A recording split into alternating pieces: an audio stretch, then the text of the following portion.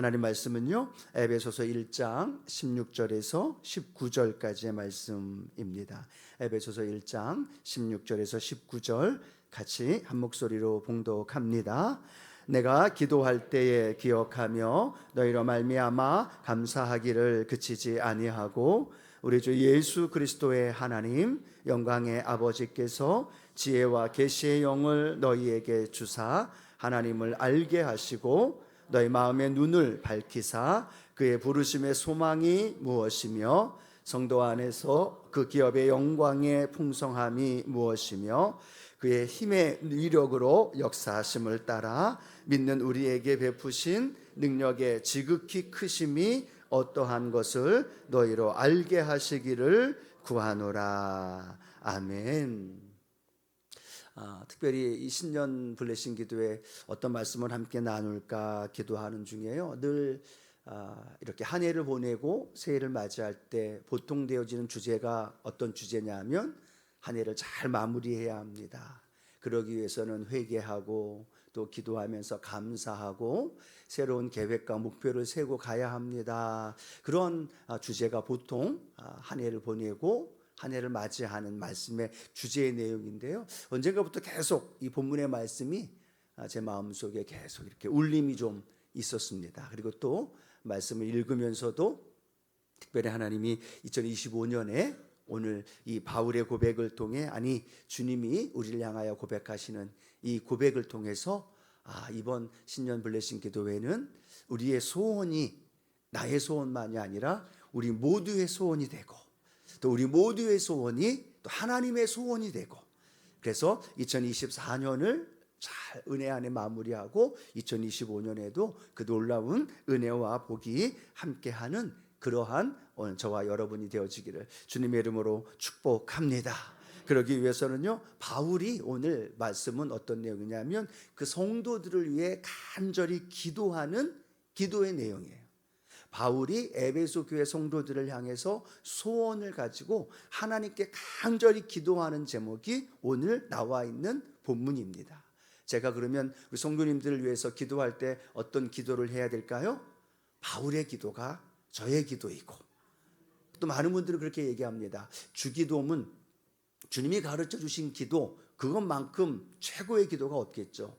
그러나 그 다음에 손꼽으면서 간절한 그 기도의 제목, 기도의 내용이 있다면 오늘 본문이 바울이 에베소 교회 성도들을 향하여 기도하는 그 기도의 내용일 것이다 라고 말하는 분들이 참 많아요. 저도 공감하면서 저와 여러분의 마음에 이 바울의 기도가 우리의 기도가 되고 우리의 소원이 되고 또 2024년을 이 소원의 이 기도에 내가 어떻게 살아왔는가 한번 생각도 해보고 2025년에 그 어떠한 마음의 소원, 기도 제목보다도 이 바울의 고백이 저와 여러분의 고백이 될 줄로 믿습니다. 그래서 전체적으로 바울이 에베소서 1장을 통해 선포하며 나아가는 하나님의 말씀은 첫 번째로 그냥 생각해보는 놀라운 은혜가 있다면요, 저와 여러분에게 이미 하나님이 하나님의 모든 신령한 복을 다 주셨다라고 말씀하고 있다는 거예요. 에베소서 1장을 시작하면서 바울이 에베소 교인들에게 선포하는 메시지 중에 1장 3절에 보면 이렇게 고백이 되어 있어요. 같이 한번 1장 3절 읽어봅니다.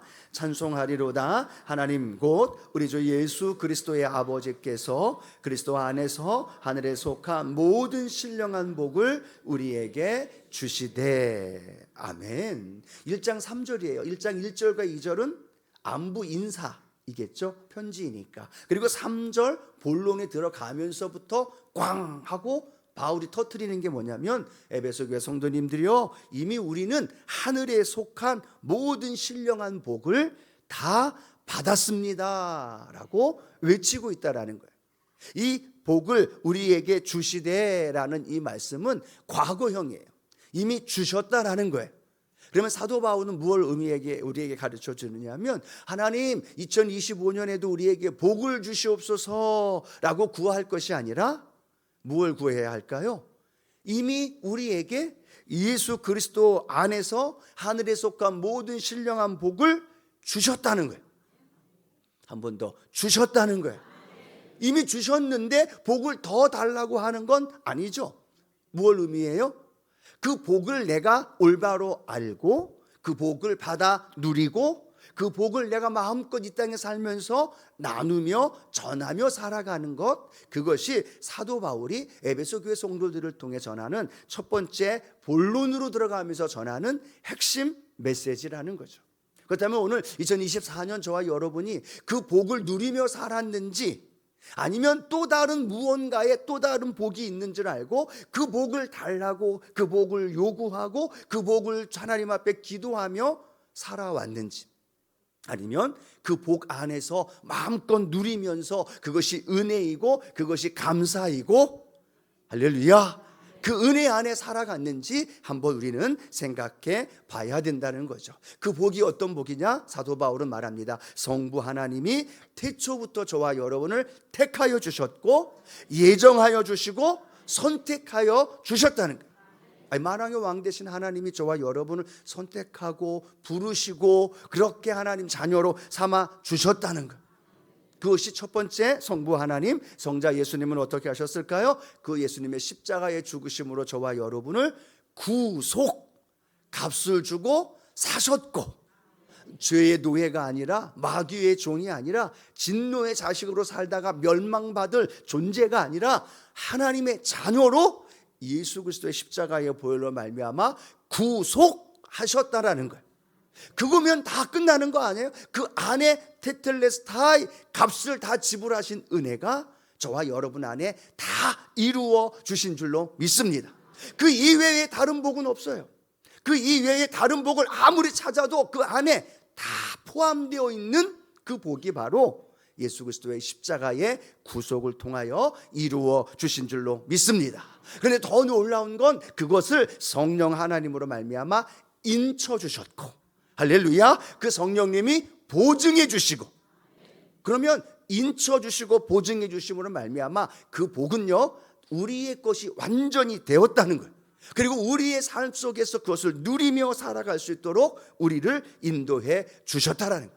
그럼 여러분, 우리의 믿음 생활 속에 2025년을 꿈꾸며 2024년을 마무리하면서 우리는 기억해야 합니다. 내가 받은 복이 얼마나 크고 위대하고 놀라운지를. 그걸 모르니까 또 다른 무언가를 얻어요. 예를 들어 그렇습니다. 내 손에 1,000만 원이 있는데 그 1,000만 원의 가치는 모르고 10만 원을 추구하며 살아가는 거예요. 그 성부 하나님의, 그 성자 예수님의, 성령 하나님을 통하여 베풀어 놓은 어마어마한 하늘의 신령한 모든 복을 이미 우리는 받았다는 걸. 아멘. 그걸 내가 누리지 못하고 그걸 내 것으로 받아들이지 못하고 살아가고 있는 것이 문제라면, 오늘 다시 한번 내 하나님, 내 삶에서 성부, 성자, 성령 삼위 하나님으로부터 나에게 부어주신 그 놀라운 하늘의 신령한 복, 하나님 빼앗기지 않게 하여 주옵소서. 잃어버리지 않게 하여 주옵소서. 도둑질 당하지 않게 하여 주옵소서. 여러 성경은 뭐라고 말합니까? 도둑이 와서 도둑질하고 죽이고 멸망시키는 거예요. 그건 뭘 의미해요? 이미 내가 복 받은 존재라는 거죠. 그걸 마귀가 와서 거짓으로 유혹하고 속이고 내 것을 빼앗아 간다는, 예수 이름으로 떠날지어다 라고 말하며 하늘의 신령한 복이 우리 안에 있음을 늘 기억하면서 살아가는 우리 순복음의 성도님들 되어지기를 축복합니다. 그러면 우리가 기도의 방향이 달라지죠. 무언가가 필요한 사람은 기도할 때 뭐라고 기도해요? 하나님 주시옵소서. 하나님 이거 필요합니다. 내 자녀, 내 질병, 내 문제, 이거 필요합니다. 하나님 2025년 너무나 많은 게 필요합니다 라고 말하면서 우리의 기도의 방향이 무엇으로 연결되어지느냐? 주시옵소서로 연결되어져. 그렇죠? 기도할 때마다 뭘로 기도가 시작이 되고 뭘로 기도가 끝나요? 처음서부터 주시옵소서, 주시옵소서, 끝도 안 나요. 끝도 안 나. 그런데 우리의 기도의 방향이 하늘의 신령한 모든 복을 이미 우리에게 주셨다, 이게 믿어지는 분, 이게 내 것임을 내가 인정하고 내 것을 누리며 살아가는 분은 주시옵소서가 아니라 어떤 방향으로 흘러갈까요? 하나님께 찬양하고 하나님께 감사하고 그 하나님으로부터 놀라운 축복의 은혜를 내 삶에 누릴 수 있도록, 그 누릴 수 있는 은혜가 뭘까요? 그것이 내 영혼이 잘 되고 내가 범사에 잘 되고 강건한 은혜가 이루어진다라는 거예요. 우리는 현실의 문제에만 집중하다 보니까 주시옵소서만 이야기한다는 거예요. 아니요, 이미 하나님은 우리에게 주셨다는 거예요. 근데 그 주신 것이 내 삶 속에 내 것이 되어지지 않는 이유가 뭐예요? 내 영혼이, 내 영적인 부분이 하나님과의 관계 속에서 막혀 있고, 하나님과의 관계 속에서 그걸 누리지 못하고 내 욕망과 탐욕으로 하나님이 아닌 세상의 것들을 추구하며 살다 보니까 웬걸 하나님이 우리에게 주신 놀라운 은혜와 복이 우리의 삶 속에서 누리며 살지 못하고 있다는 사실을 우리는 깨달아야 될 줄로 믿습니다. 오늘 바울도요, 하나님 앞에 간절히 기도하면서 에베소 교인들을 향하여 기도합니다. 그 기도가 간구의 기도예요. 근데 그 기도의 간구의 기도가 그 에베소 교회 성도들의 문제와 교회 안에서의 갈등, 교회 안에서의 여러 가지 크고 작은 문제, 하나님 그 문제 해결해 주십시오, 그 문제 응답해 주십시오 라고 기도하지 않아요. 간절히 기도하는 간구의 기도인데 그 기도가 현실의 문제를 해결해 달라는 기도가 아니라는 거죠. 그럼에도 불구하고 바울은 간절히 기도하면서 현실의 문제, 눈에 띄어지는 증상적인 부분들, 내 앞에 펼쳐져 있는 그 증상에 눈에 보이는 것들을 위한 기도가 아니라 그 문제의 근원적인 것들, 그 문제의 보다 본질적인 것들을 오늘 바울은 에베소 교회 성도들을 향하여 간절히 기도하고 있다는 거예요. 저도 성도님들의 아픔을 압니다. 내일 수술하시는 어머님이 계시는 성도님도 있고, 지금 병상에 누워있는 분들도 있고, 많은 기도 제목 속에 아파하는 분들도 있고, 또 사업과 가게 경영하면서 크고 작은 문제 때문에 아파하며 힘들어하는 분들도 있다는 거예요. 그 문제도 간절히 기도해야 되죠. 근데 담임 목사인 제가 여러분을 위해 기도할 때 뭘 더 간절히 기도해야 되느냐? 하나님 치료해 주시고 응답해 주시고 문제 해결해 주십시오. 그것도 아멘도 하셔야죠. 할렐루야, 아멘이죠. 근데 그 문제보다도 더 간절한 바울의 기도가 제 마음속에는 함께 이렇게 연결되어지더라는 거예요.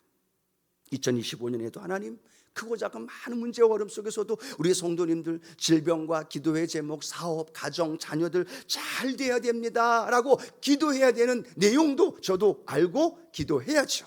그런데 더 중요한 본질적인 기도 제목, 이미 신령한 모든 복을 받은 우리 성도님들, 그걸 알아야 되고 그걸 우리 성도님의 삶 속에 누려야 되고, 그러면요 그 누림 속에 질병은 떠나가는 거죠.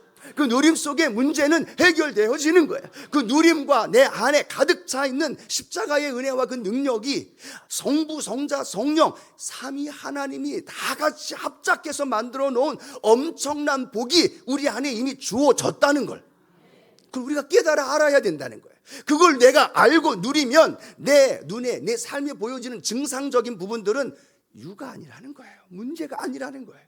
그걸 바울이 너무나 잘 알고 있었던 거예요. 오늘 여러분 아시죠? 바울이 에베소서를 기록할 때 바울은 지금 어디에 가 있을까요? 에베소서, 빌립보서, 골로새서, 빌레몬서는 무슨 서신이라고 그래요? 옥중 서신입니다. 그러면 에베소서를 기록하고 있는 이 바울은 지금 어디에 있는 거예요? 옥중에 있는 거예요. 그 가운데에 똑같은 성도들의 아픔과 상황 문제도 알지만 그것보다 더 본질적인, 더 근원적인 그것이 이 바울의 마음에 용솟음치니까 하나님, 에베소 교회 성도들을 향하여 간절히 내 마음의 소원을 기도합니다. 우리 에베소 성도님들의 아픔도 알고 눈물도 알고 고통도 알지만 하나님, 그분들에게 본질적인 그 기도의 제목을, 소원을 알게 해주셔서 그걸로 그들의 삶을 이기게 하시고 문제를 뛰어넘게 하여 주시고, 삶의 어떤 형편과 환경이 다가와도 주저앉지 않고 하나님을 사랑하고 하나님 앞에 더 나와 예배하며 하나님 중심으로 살아가는 삶이 되게 하옵소서. 이것이 바울의 고백이고 저의 고백이고 아마도 2025년을 꿈꾸며 걸어나가려는 저와 여러분을 바라보시는 주님의 마음이 아닐까. 오늘 그 주님의 마음, 그 주님의 소원이 저와 여러분 가운데 함께하기를 축복합니다. 자, 그러면 오늘 그 기도의 내용, 그 마음의 소원, 그것이 무엇일까? 에베소서 오늘 1장 17절부터 19절에 기록되어 있는데요, 17절 말씀과 19절 말씀을 두 구절을 읽을 거예요. 그 구절 안에 바울의 마음이 하나의 단어와 연결되어 있는 고백이 기록이 되어 있어요. 우리 17절 19절 계속 연이어서 읽어봅니다. 우리 주 예수 그리스도의 하나님 영광의 아버지께서 지혜와 계시의 영을 너희에게 주사 하나님을 알게 하시고, 자, 에베소서 1장 19절입니다. 그의 힘의 위력으로 역사하심을 따라 믿는 우리에게 베푸신 능력의 지극히 크심이 어떠한 것을 너희로 알게 하시기를 구하노라. 아멘. 무엇을 지금 고백하고 있어요? 17절 19절의 공통적인 맨 마지막 부분의 단어. 역시 우리 성도님 최고이십니다. 뭐 한다고요? 알게 하시기를 원하노라는 거예요. 지금 바울은 그 어떠한 삶의 문제보다도 우리 성도님들이 알기를 원한다는 거예요. 예수 그리스도의 믿음의 구원의 자녀로서 살아가면서 그 하나님이 어떤 분인지, 예수 그리스도의 십자가를 통해 이루신 엄청난 축복이 무엇인지, 또 하나님의 자녀로 살아간다는 것이 무엇인지, 하늘의 신령한 복을 우리에게 주셨다고 하는데 그 신령한 복이 무엇인지 하나님 우리 성도님들이 알기를 원합니다. 오늘 저도 동일하게 여러분의 삶에 알게 되어지는 은혜가 있게 되기를 축복합니다. 여러분 혹시 2025년이 되면 새롭게 바뀌는 게 뭐가 있는지 아시나요? 저도 뭐 알고 싶어서 한 게 아니라 저절로 제 핸드폰에 들어와서 연결이 됐는데 2025년에 여러 가지가 바뀐다고 합니다. 여러분 이 바뀌는 걸 여러분이 알아야 될까요? 몰라야 될까요? 알아야죠. 자연스럽게 나오잖아요. 알아야 된다고. 알아야 거기에서 손해보지 않고, 알아야 거기에 연결되어 있는 이득을 얻기도 하고 하잖아요. 여러분 한번 찾아보십시오. 궁금하시면. 그렇죠? 제조 시급이 올라가는 게 있고요.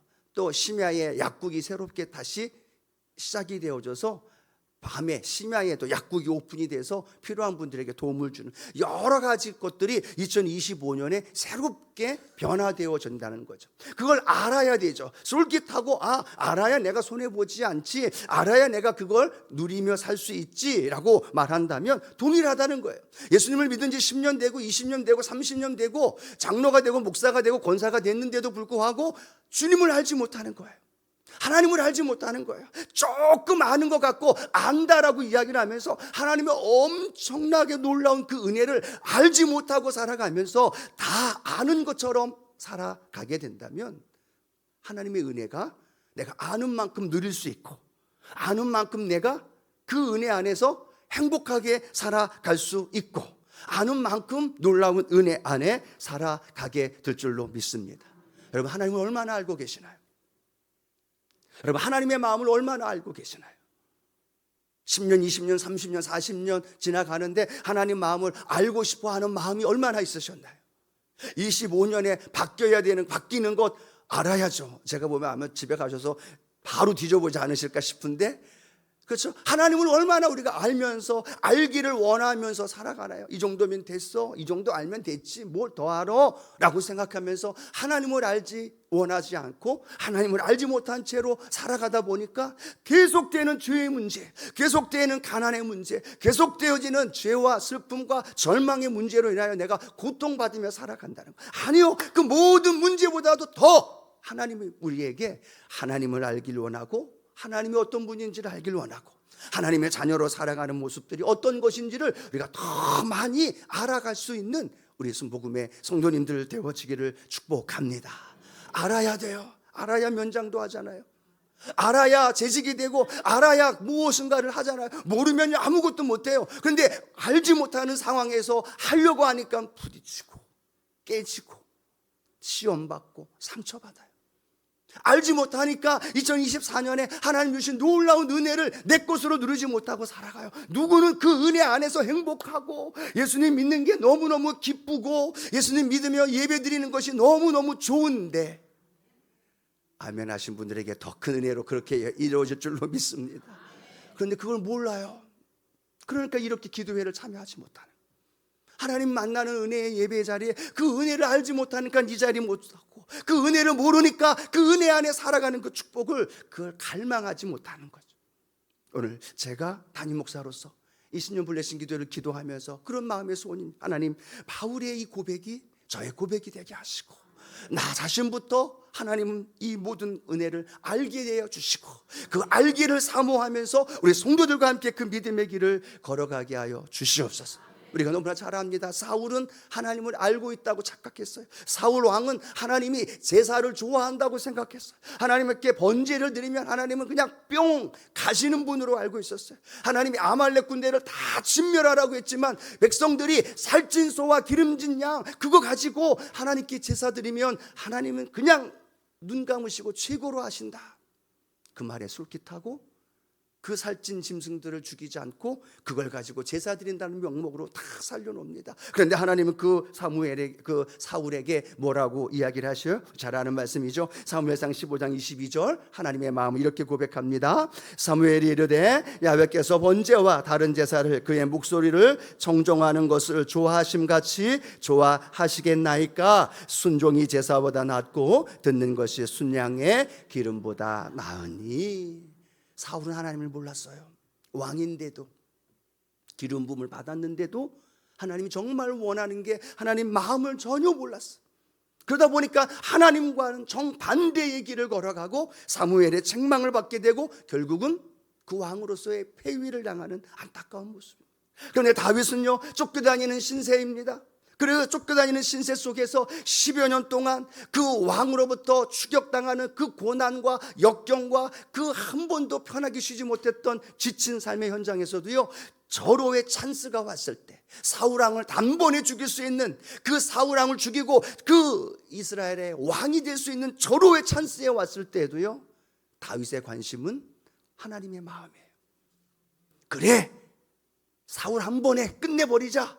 그리고 우리가 왕으로 다윗 들어가서 왕이 되어지고 왕궁과 이 나라를 다스리자. 옆에 있는 사람들이 부추기면서 그렇게 이야기하는데 다윗은요 사람들의 말이 아니라 하나님의 마음을 알았어요. 하나님이 뭘 원하는지를 알았어요. 그는 이렇게 이야기합니다. 사무엘상 24장 6절 함께 합니다. 자기 사람들에게 이르되 내가 손을 들어 야훼의 기름 부음을 받은 내 주를 치는 것은 야훼께서 금하신 것이니 그는 야훼의 기름 부음을 받은 자가 됨이니라 하고 라고 말합니다. 예, 하나님을 올바로 아니까 절호의 찬스가 왔어도 그게 찬스가 아니에요. 하나님을 너무너무 잘 아니까 그게 하나님이 원하는 건지 안 원하는 건지 싫어하는 건지 좋아하는 건지 구분이 되니까 그의 삶의 행위의 기준이 되어지는 거죠. 바울이 에베소 성도들에게 왜 이렇게 하나님을 알기를 원합니다. 무엇보다도 하나님 알아야 합니다 라고 말하면서 알아야 된다는 걸 설명할까요? 그는 하나님을 아는 것처럼 착각했어요. 그래서 예수 믿는 사람 옥에 가두고 스데반 집사 죽이는데 앞장서면서 이게 하나님이 원하는 거야, 이게 하나님이 가장 나를 향해 주신 사명이야 라고 그 일을 해나갔는데 웬걸요? 하나님의 마음을 아프게 하는 거고 하나님의 뜻과는 정반대의 길을 걸어갔던 자신의 모습을 알아요. 왜요? 하나님을 몰랐기 때문에. 하나님을 알았다면 그렇게 하지 않았겠죠. 그런데 그가 예수님을 만나고 그 예수님으로 말미암아 그의 인생이 변화되면서 주님을 알게 되어지면서 그의 믿음의 위대한 고백이 빌립보서 3장 8절에 나오죠. 함께 고백합니다. 또한 모든 것을 해로 여김은 내 주 그리스도 예수를 아는 지식이 가장 고상하기 때문이라. 내가 그를 위하여 모든 것을 잃어버리고 배설물로 여김은 그리스도를 얻고 라고 말합니다. 모든 것을 해로 여기는 건 내 주 그리스도 예수를 아는 지식이 가장 고상하다는 거예요. 여러분, 우리가 이 땅에 살면서 알아야 할 많은 것들이 있지만요, 바울처럼 하나님 내가 예수 그리스도를 아는 지식, 그것이 가장 고상하게 하시고 가장 귀하게 하시고 가장 열심을 내게 하시고 가장 수고하면서 말씀 안에서 그 주님을 알게 하여 주옵소서. 그것이 방해가 되어진다면 내가 그 모든 것을 해로 여기겠습니다. 내 물질도 내 명예도 내가 가지고 있는 타이틀, 목사, 장로, 집사, 권사, 이 타이틀도 해로 여기겠습니다. 아니 배설물로 여기겠습니다. 그리고 나는 주님을 아는 것을 가장 소중하게 생각하며 살아가겠습니다. 그걸 알아야 그 주님 안에서 우리의 믿음의 길을 걸어가죠. 주님을 믿는다고 하고 주님을 사랑한다고 하는데 주님을 알지 못하고 주님을 모르는 상황에서 우리가 여태까지 그렇게 무지하고 어리석게 살아왔다면 하나님 2025년 그 주님 알기 원합니다. 그 주님을 더 많이 알아서 그 주님 안에 담겨져 있는 은혜 누리게 해주시고 그 은혜 안에서 내 삶에 놀라운 축복을 경험하는 우리의 삶이 되게 하옵소서. 그런 저와 여러분의 고백이 되길 원하고, 이런 말씀 나누면서 제가 찬송가 453장 그 말씀, 그 찬양이 생각이 나더라고요. 제목이 예수도 알기 원하네 라는 찬양이죠. 1절이 어떻게 됩니까? 같이 한번 읽어봐요. 예수도 알기 원하네 크고도 넓은 은혜와 대속해 주신 사랑을 간절히 알기 원하네. 2절입니다. 성령이 스승되셔서 진리를 가르치시고 거룩한 뜻을 깨달아 예수를 알게 하소서. 내 평생의 소원, 내 평생의 소원, 대속해 주신 사랑을 간절히 알기 원하네. 여러분, 이 찬양의 고백이 우리의 고백이 되기를 소원합니다. 다른 어떠한 것이 아니라 출세하는 방법, 2025년 바뀌어지는 것, 어떻게 하면 내 아들, 딸 주식이 올라가고 비트코인이 되고, 그런 많은 것 아는 것보다 주님을 아는 것, 그것이 내 평생 소원이고, 그 주님으로 인한 내 삶이 더 기쁨의 그런 믿음의 삶이 되길 원합니다. 그것이 우리 모두의 소원이 되고 그런 삶을 향하여 달려가는 저와 여러분 되어지기를 주님의 이름으로 축복합니다. 그래서 그 하나님을, 내일은 어떤 하나님을 우리가 알아야 하는가, 그리고 그 다음에 이번 한 주간 이 바울의 고백을 통해 우리의 소원, 또 하나님의 우리를 향한 소원, 우리 교회를 향한 그 소원을 바라보면서 하나님의 놀라운 일들을 경험하면서 누리는 그런 우리 모든 성도님들 되어지기를 주님의 이름으로 축복합니다.